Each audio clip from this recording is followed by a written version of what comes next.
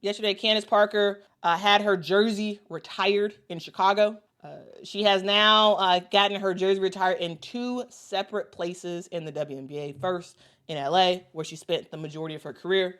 Then in Chicago, where she spent 2 seasons and won 1 championship. The journey for Candace Parker, it actually started in the suburbs, started in Naperville. Candace Parker was one of the greatest, if not the greatest, high school player to hit the Chicagoland area. I remember when I was younger, and we would get the Sun-Times, and they were right. They were right about her. I would see write-ups about Candace Parker and what she was doing at Naperville Central, right? And how she tore her ACL in high school, but then got Naperville Central to win 2 high school championships.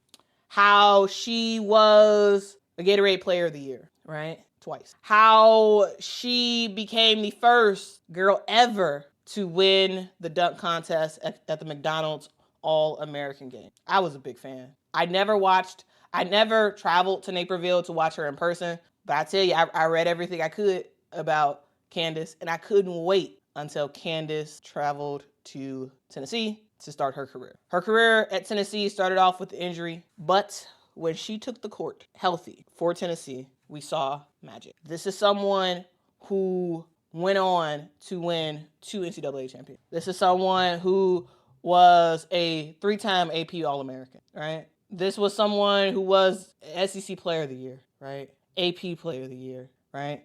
You go down the list of like the random accolades, the amazing accolades that Candace Parker had. This is someone who averaged 19 points per game, almost 9 rebounds a game. Candace Parker transcended women's basketball when she was at Tennessee. She was a post player that played like a guard. That's what she was. And then in the WNBA, Candace Parker gets drafted number 1, and she proceeds to show us why she is considered one of the best players to ever play the game. Talking 4 WNBA championships, really 3 where she had a huge impact on. 2 in Los Angeles, 1 in Chicago.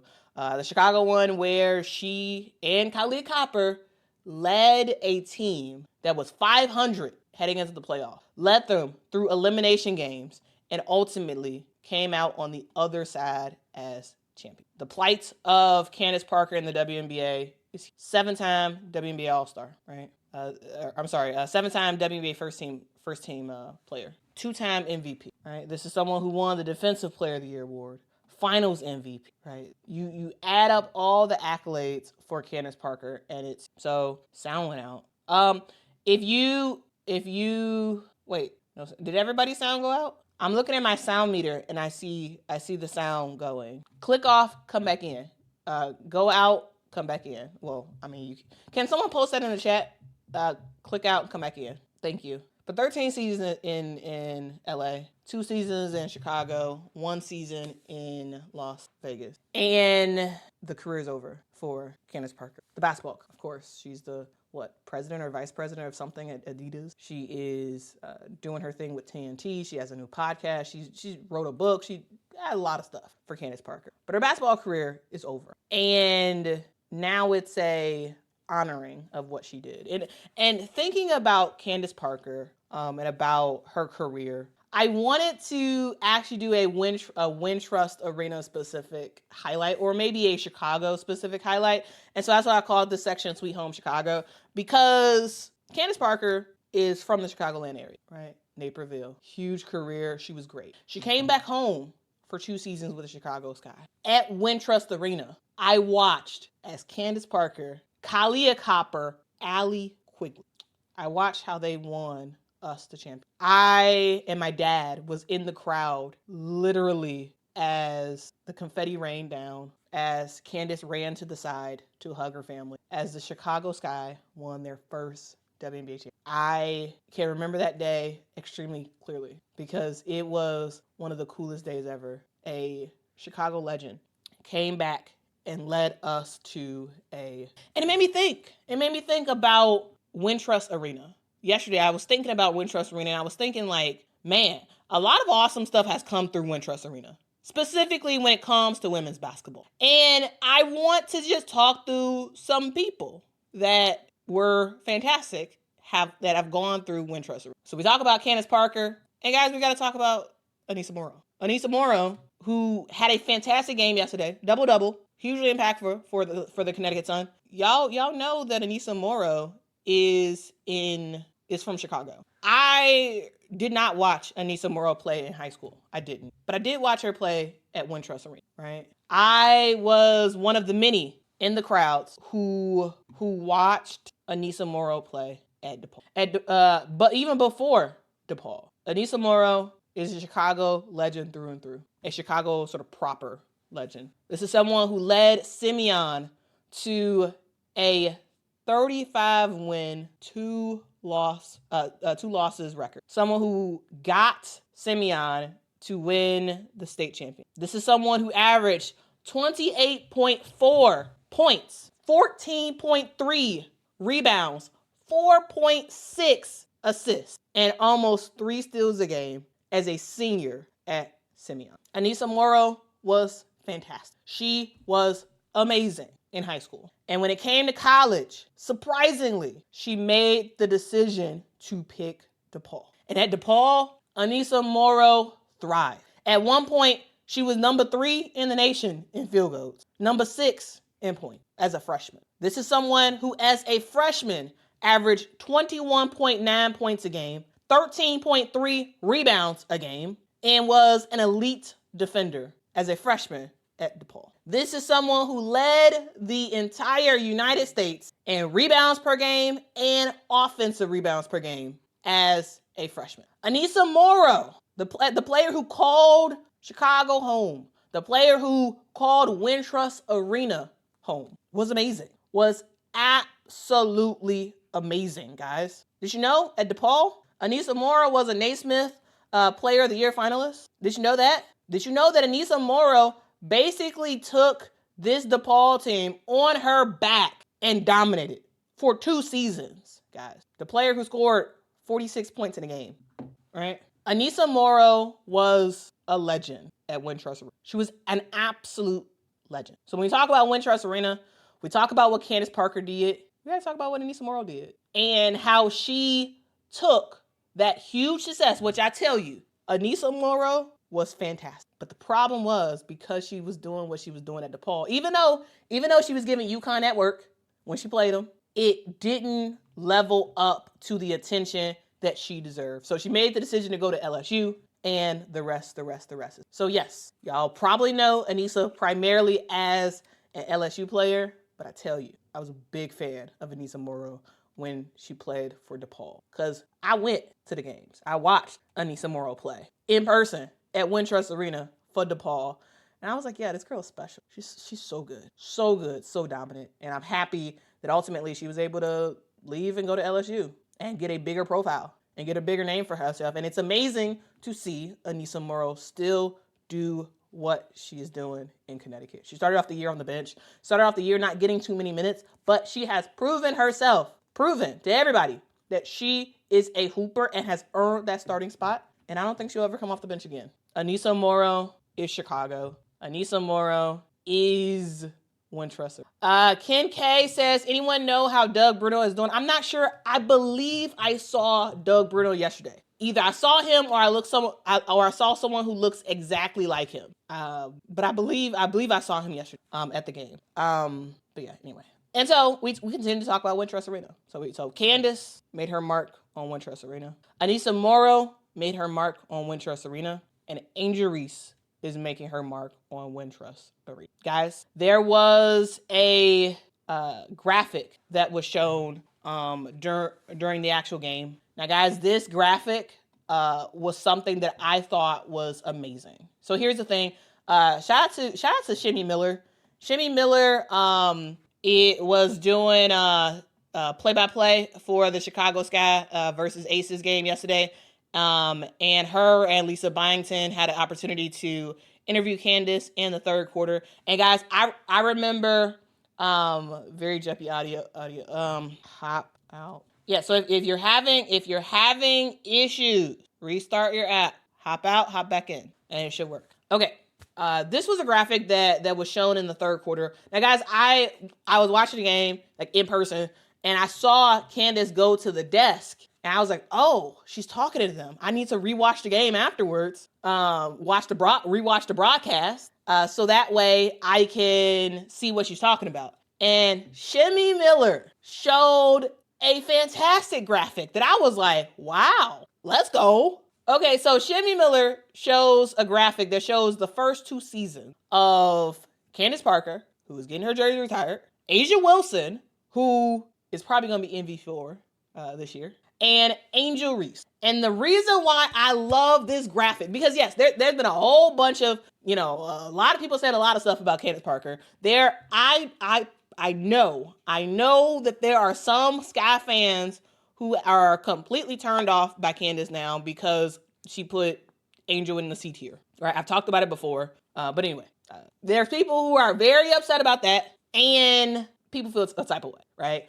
And I think that Shimmy wanted to figure out a way to have Candace say some really good stuff about Angel Reese, and so she shows this graphic, and it's like, hey, what do you see? What do you see? Literally, guys, now changes have happened in the game of women's basketball. The 4 position has changed over time. Like the 4 position when Candace came in is very different from the 4 position that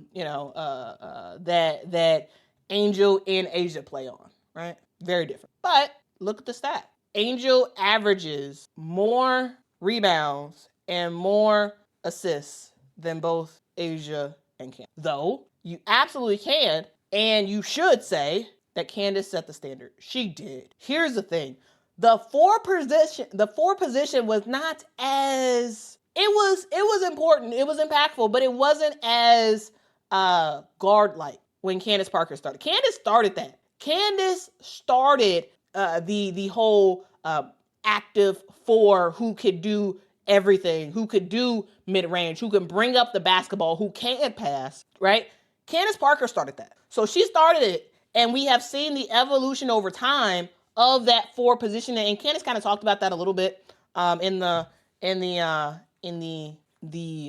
broadcast. But just this graphic is just wild, guys. Now it's changed now, but 14.5 points per game, 12.2 rebounds per game, 3.7 assists per game, and you compare that to literally the MV3, soon to be MV4, A'ja Wilson, and the GOAT, Candace Parker. That's elite company. That is elite company, guys. And I love this graphic. Shout out to Shimmy Miller. I thought this was fantastic. And then, Candace was talking about, hey, sky's the limit for Angel Reese. Because it is. It is. Sky's the limit for Angel. Sky's the limit for Anisa. Sky's the limit for a whole bunch of these young post players. The game has changed. The game has evolved. And the power forward position is more important than ever. It's the most important position on the court. Usually, the forward is the best player on a given team. And the way that this position is continuing to evolve, I can't wait to see 2, 3, 8, 10 years down the road and what 4 players can do. Tisha says, wow, I always thought that was Lauren Jackson, or even though she was a 5 mostly, but that was versatile standard from back in the day. Yeah, I considered Lauren Jackson always as a 5. So yes, Lauren Jackson, yeah, absolutely. And I've talked about Lauren Jackson before. I'm going to talk about it again because Lauren Jackson was elite. She was a center who could knock down threes. She was a center who had a great mid-range game. She was a center who did more than just hang out in the post. And if y'all know me, y'all know, dog, at the top of my top of best players ever to play the game of women's basketball, you got Lauren Jackson right up there. It's literally Candace Parker and Lauren Jackson, because those 2 women changed the way we think and play basketball. They're amazing. Devonna says, give Angel 5 years. We will be comparing the new class to her. Facts. Yeah. I agree. Winston says, Quita, I wonder what is your take on Angel Reese not wearing a Candace Parker shirt, in which I agree with Angel. Personally, I don't care. So So I've seen a lot of people who think it's disrespectful that Angel did not wear a Candace Parker shirt. I don't care. Here's the thing: if you all have watched Angel Reese for a long time, if you've seen her her press conferences and whatnot, you have heard in the past, in the last several years, you've heard her say fantastic thing after fantastic thing after fantastic thing about Candace Parker. She looked up to her growing up. She loved Candace Parker's game. But I can probably anticipate that grading of a C probably had her feel some type of way. And she didn't wear the jersey. Or maybe she just didn't want to wear it. Or maybe she feels the type of way. Either way, who cares? Candace Parker gave a basketball take. You may disagree with her take, and a lot of people do. But that was her take. It was a basketball take. And a decision to not wear a warm-up shirt, I don't know. I don't think it matters. I don't actually care. So we all know that Angel was a huge fan of Candace because Angel has said it several times. And I don't care. I think people are making a mountain out of a molehill. It does not matter. No, I don't think it's disrespectful. I don't. Maybe that's just me, but I really don't. And here's the thing. Who's to say her and Candace did not have a long conversation before the game? Who's to say they weren't in the back area chopping it up and talking about stuff? Who's to say? Here's the thing. Just because we are allowed to see one thing does not mean that's the reality. She had her warm up on. Her normal warm up on. What's the big deal? All right. Bree Minor says, I disagree with Quita on who changed the game. You guys and girls constantly disrespect the legends. It wasn't just Lauren. Here's the thing. Lauren Jackson is my favorite. I watched her like crazy. I loved her game. But yeah, it wasn't just Lauren. Literally, guys, yes, there's players who there's a whole bunch of players who changed the game. And yeah, you may focus on one or two, but yeah, it was a whole bunch more, right? It was literally Lisa Leslie. It was Tina Thompson, right? It was who showed what sort of like post players kind of do, right? It was Diana Taurasi who did it for the guards. It was Sue Bird who did it for the guards. It was Deanna Tweety Nolan, who was an elite scorer and defender in the WNBA, right? There's so many players who changed the game. There's so many players who are amazing, right? Cynthia Cooper, you go down the list. There's so many players. So yes, I may talk about one or two, but just know that there's way more. And just know that at some point I will talk about some of the others too, because there's a long list of greats in the WNBA. It's a long list. I am just saying, okay? All right. But anyway, that's all I got to say. WK says, Quita, can you do a separate video about the evolution of WNBA power forwards and centers? Yes. Actually, that could be a great in the history books type of thing. Great. Yes, I will do that. That's a great idea. That is a great idea. Anyway, guys, that's the stream. That's all. I did end up recording. Guys, I was on the court for the Candace Parker thing, and I recorded the whole show, the whole halftime thing, and I wanna show a part of it to you all, and that'll be to me, Asia's really a 4, but at times for Vegas she has to play the 5. But to me, Asia's a 4, but she can play the 5. What do y'all think? Anyway, guys, I want to show a clip from yesterday's halftime show. All right. And because one of the coolest parts is that literally, guys, we saw Kalia Copper come out on the court. It was great to see. Anyway, enjoy this. And this is footage from me. So I do have the copyright. All right.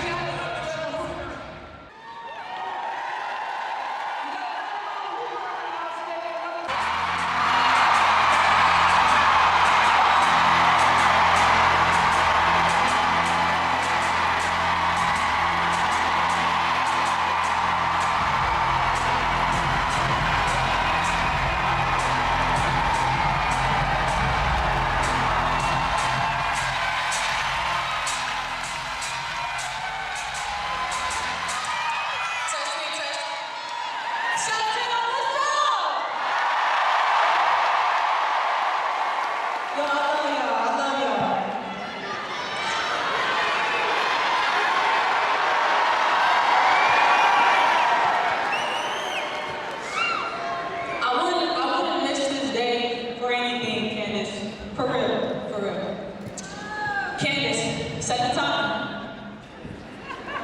Legend, champ, game changer, icon, leader, go.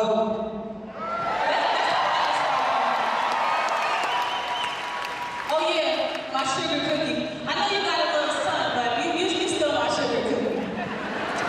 Today we celebrate you. You gave this game everything, your time, your body, your heart. You didn't just play the game, you set records, you broke barriers, and you left your mark in ways stats can't fully compare. I'm living proof. Basically, if you see me with my knee pads over my knees, it's thanks to her.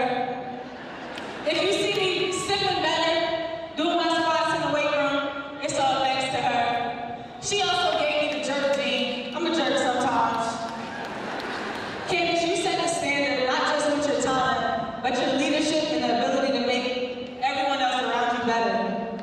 As a post player, never let them put you in a box. We shared the highest of highs together, winning the championship, chasing dreams side by side, and last but not least, the psychiatrist that broke some good loves. And through it all, you carried the weight most couldn't imagine. The sacrifices you made, especially being away from your family, that kind of sacrifice, that kind of love, comes from someone who's truly built different. You deserve your flowers, every last one, for the greatness, for the grind, for the grace. Let them shower you in this love, dog. Then let's get kind of on. Hold on. All right. Just know that your legacy is secure, and it lives in all of us who are lucky enough to play beside you. You have truly left the game better than you found it. I'm proud of you. I'm grateful for you. I'm gonna always ride for you. Pinky promise. Love you forever, champ.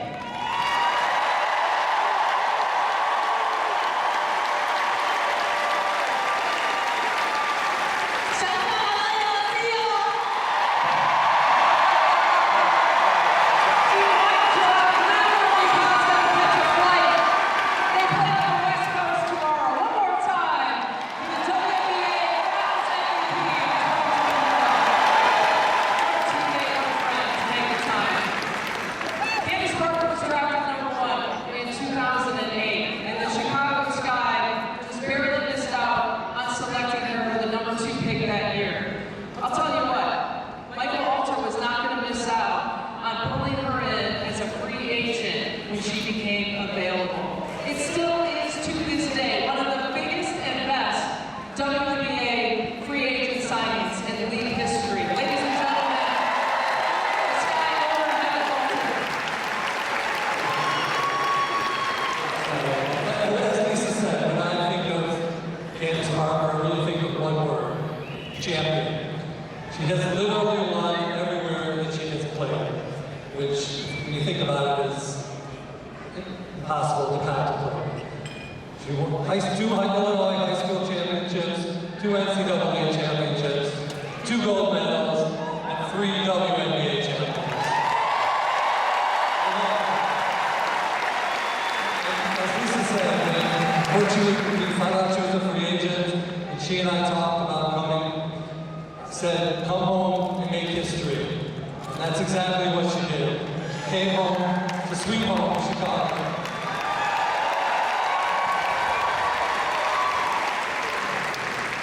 Although she was here for a short time, and yes, it was way too short, if you ask me, she had a powerful impact. Along with her teammates who are here, Allie, Courtney, and Todd, who just flew by, they brought to Chicago our first championship.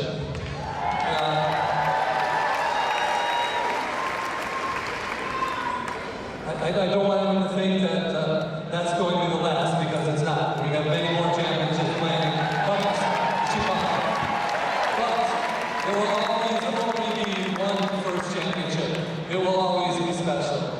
And because of her role and her contribution in making that happen, that that it's an absolute joy and pleasure and out of gratitude that we lift up Candace's jersey to join Allie in our championship banner to bring the close to that fairy tale. Of two of the most legendary seasons in Chicago Sky. And to complete her career, it wasn't going to be complete until she came back home to help Chicago win a championship. That is part of her legacy. That will always be a part of the Chicago Sky's legacy. Candace Parker.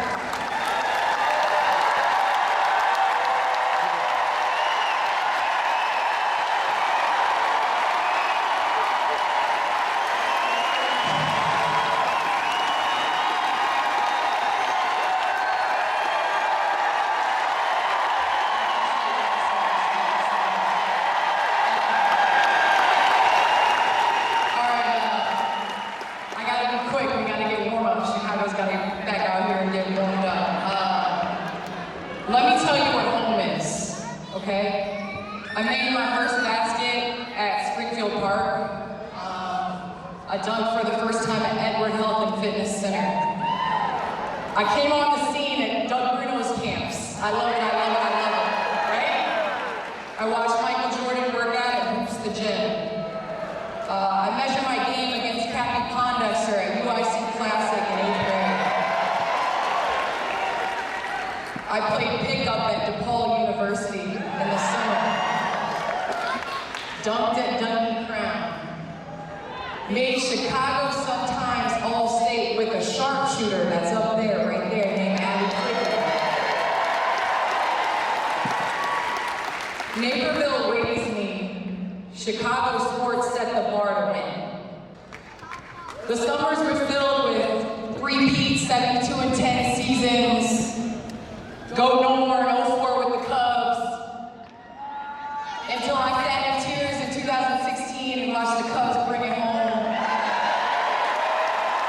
The Blackhawks, Stanley Cups, and Bears, well, I'm still dreaming of the remix of the Super Bowl shuffle, but we'll get to that later. Chicago sports is a way of life, and it's a generational thing. It's about winning. I'm a Kingsley Knight. I'm a Lincoln Lancer. I'm a Naperville Central Red Hawk. To grow, to learn, to explore, to be tested. I tried new food, I got married, I became a mom, I learned to play spades, I battled through adversity, survived out, all because of the Midwest mindset. One of my favorite rappers in Dear Summer, which I actually retired to, said, they say if you love it, you should let it out of its cage, and if it comes back, then you know it's here to stay. And I'll say I needed to come back in 2021. And a lot of that had to do with these two over here. I mean, a little bit of the Garrett's popcorn and the deep dish pizza. But honestly, I wanted to come back and I wanted to play with a team that played the style, that had the heart, had the character, and were more than just basketball. And I found that here. That season was not easy. It was difficult. We were 16 and 16 at one point. We were fighting for our lives in the playoffs, but I think through our character, through all of you all, we were able to overcome that year.